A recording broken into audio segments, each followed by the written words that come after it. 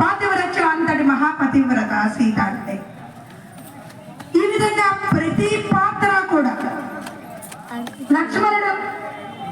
లక్ష్మణుడిని ఎవరు వెళ్ళమన్నారండి అరణ్యానికి? ఎవరైనా వెళ్ళమన్నారా? వెళ్ళమన్నారు. రాముడు ఒక్కడినే అడవికి వెళ్ళమంట. మరి లక్ష్మణుడు ఎందుకు వెళ్ళాడు అంటే అన్నగారంటే అంత ప్రేమ. ఏమండి సొంత అన్నదమ్ములా అండి? కౌసల్యాదేవి కుమారుడు రాముడైతే సుమిత్రాదేవి కుమారుడు లక్ష్మణుడు. సవతి తల్లి బిడ్డలకి అంతటి స్నేహం. అన్నదమ్ములు అంటే ఏ అన్నదమ్ములు ప్రేమగా ఉన్నా వాళ్ళిద్దరు రామలక్ష్మణులండి. ఆఖరికి కవల పిల్లలకు కూడా రామలక్ష్మణులని పేరెడతారు.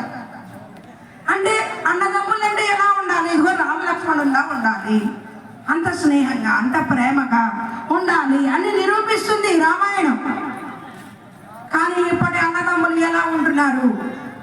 ఆస్తి కోసం పెద్దవాడికి ఎక్కువ ఆస్తి ఇచ్చేసావని చిన్నాడికి ఎక్కువ ఆస్తి ఇచ్చేసావని పెద్దవాడు ఒకే ఇంట్లో అడ్డగోడ కట్టేసుకుని ఇటుపక్క వాళ్ళు అటుపక్క వాళ్ళతో మాట్లాడుకోరు, అటుపక్క వాళ్ళు ఇటుపక్క వాళ్ళతో ఒకే తల్లి కన్న బిడ్డలు వాళ్ళతో మేము మాట్లాడుకోమండి. ఇది పెద్ద గొప్పగా చెప్తారు. మళ్ళీ వాళ్ళకి మాకు మాటలు లేవండి. అలా తయారయ్యారు. సొంత అన్నదమ్ములు ఒకే తల్లి కన్న బిడ్డలే ఈ ఆస్తుల కోసము ఈ విధంగా కొట్లాడుకుంటున్నారు ఈ రోజుల్లో. కానీ ఆనాడు రామలక్ష్మణులు రాజ్యాన్ని కూడా వదిలేసి అడవికి వెళ్ళిపోయారు.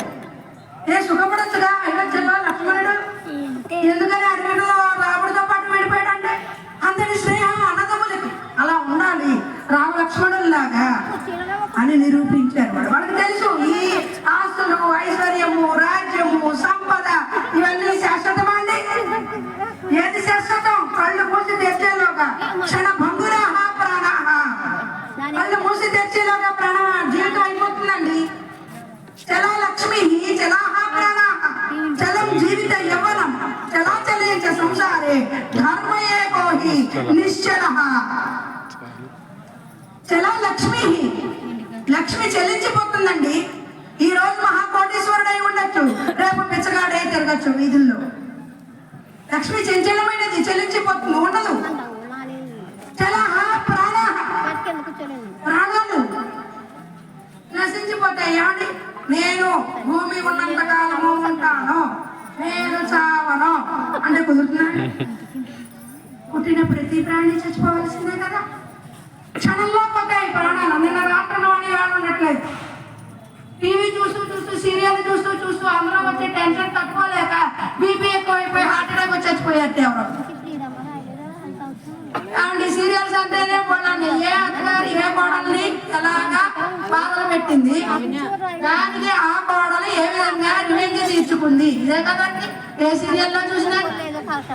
అంటే ఎంత సున్నితమైన సుకుమారమైన హృదయము కలిగినటువంటి, జాలి దయ కరుణ కలిగినటువంటి ఆడవాళ్ళని చాలా కఠినమైన హృదయం కలిగిన వాళ్ళలాగా విలన్స్ లాగా లేడీ విలన్లు ఎలా ఉంటారో మనకి చూపిస్తున్నారనమాట షూట్ చేసి. మరి అవి 2000 ఎపిసోడ్లైనా 5000 ఎపిసోడ్లైనా నేను చిన్నప్పుడు పుట్టినప్పుడు ఉన్నటువంటి సీరియల్ ఎప్పటికీ నడుస్తూనే ఉంటుందండి.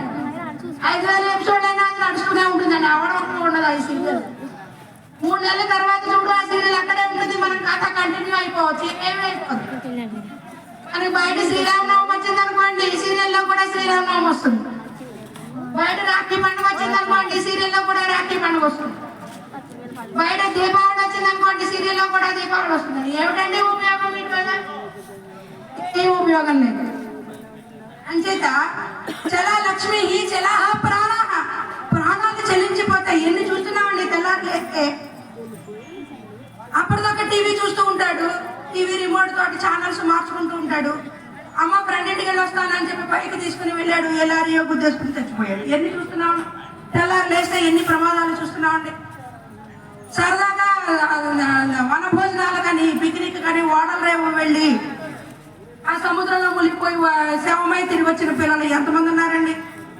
ఆ మధ్యన 3 ఏళ్ల క్రితం గోదావరిలో లాంచీ తిరగబడిపోయి 70 మంది మరణించారు. తెల్లారి లేస్తే ఇవే వార్తలు. క్షణ భంగుర ప్రాణాహ చలాహ ప్రాణాహ. ఈ ప్రాణాలు చెల్లించిపోతాయండి. శాశ్వతమా? సూర్యుడు ఉన్నంతకాలము నేను ఉంటాను అంటే కుదరదండి. పుట్టిన ప్రతి ప్రాణి మరణించక తప్పదు. అంచేత ప్రాణాలు చెల్లించిపోతాయి, నశించిపోతాయి. చలం జీవితం, జీవితం చెల్లించిపోతుంది, అలా కదులుతూనే ఉంది. 10 ఏళ్ల క్రితం ఉన్నట్టుగా ఇప్పుడు మనం లేవు. ఇంకో 10 ఏళ్ల తర్వాత ఎలా ఉంటామో మనకే తెలియదు. అంచేత ఈ జీవితం నడిచిపోతూ ఉంటుంది. యవ్వనం ఎంతకాలము నేను 16 ఏళ్ళ అమ్మాయిలాగే ఉంటాను అంటే కుదరదు. మనము ముసలాళ్ళం అవుతాం. మనం ఇలా వంగిపోయి ఇలా ఇలా నడవాల్సి వస్తుంది. ఒళ్ళంతా ఇలా ముడతలు పడతాయి. అంచేత యవ్వనం, ఏ యవ్వనం చూసుకుని నువ్వు మిడిచిపడుతున్నావో, ఏ అందం చూసుకుని నువ్వు పొగరబోత్తనంగా ఉన్నావో, ఏ ఐశ్వర్యం చూసుకుని నువ్వు అహంకారంతో ఉన్నావో, ఇవి ఏవి శాశ్వతం కాదండి. అన్ని నశించిపోయేవే. చలా లక్ష్మి, లక్ష్మి చెల్లించిపోతుంది. చలాహ ప్రాణాహ, ప్రాణాలు నశించిపోతాయి.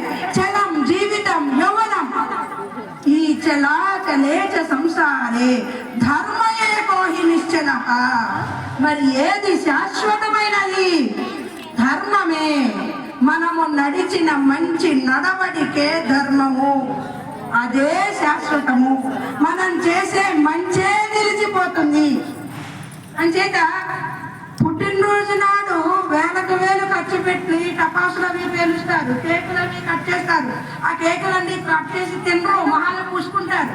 ఇలాగ వీళ్ళు ఖర్చు పెట్టేది అనవసరంగా డబ్బు వేస్ట్ చేయకుండా అదే పుట్టినరోజున ఏ అనాథ శరణాలయానికో 10,000 దానం చేయండి. అది ఉపయోగపడేటటువంటి. ధనానికి 3 గతులు: దానం, భోగో, నాశ. ఉత్తమమైన గతి ఏంటి? దానము చేసిన ధనము. ఏ ధనాన్ని అయితే నువ్వు దానం చేయడానికి వినియోగిస్తావో అది ఉత్తమమైన గతి. తర్వాత రెండోది మధ్యమం, మనం అనుభవించాలి. అయితే దానం చెయ్యాలి లేదా మనం అనుభవించాలి. నీ ఇష్టం వచ్చినట్టు వాళ్ళంతా నగలు దిగేసుకో, ఆడి కారులో తిరుగు, ఇంకా లేకపోతే డ్యూప్లెక్స్ భవనం కట్టుకో, అది మధ్యమం, మనం అనుభవించడం. అయితే మనం అనుభవించాలి లేదా ఉత్తమమైన గతి ఏమిటి? దానం చేయాలి. ఈ రెండు కాకుండా పోగేసి పోగేసి పోగేసి దాచిపెడితే ఆ ధనం ఏమవుతుందండి? నాశ. మూల గతి ఏమిటి? నాశనమే అవుతుంది. అయితే దొంగలెత్తుకుపో